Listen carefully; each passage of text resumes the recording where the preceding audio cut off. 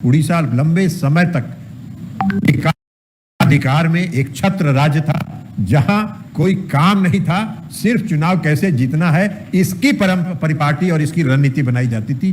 अंत में बोलना है, मैं सिर्फ यहां अभी आया हूं दो काम के लिए। एक तो आप सभी 15 राज्यों के प्रतिनिधि और माननीय मंत्रीगण यहां उपस्थित हैं।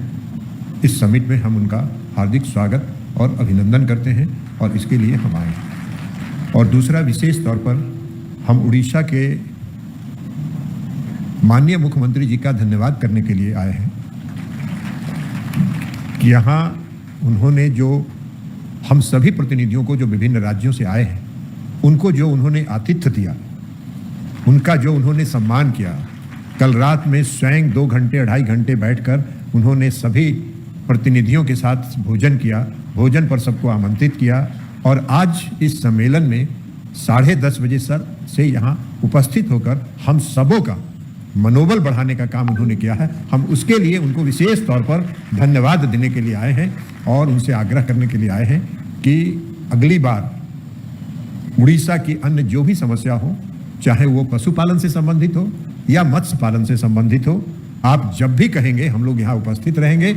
और उड़ीसा की समस्याओं में आप तो जूझ ही रहे हैं, आप उड़ीसा की समस्याओं का समाधान कर रहे हैं। उड़ीसा लंबे समय तक अधिकार में एक छत्र राज्य था, जहां कोई काम नहीं था, सिर्फ चुनाव कैसे जीतना है इसकी परिपाटी और इसकी रणनीति बनाई जाती थी।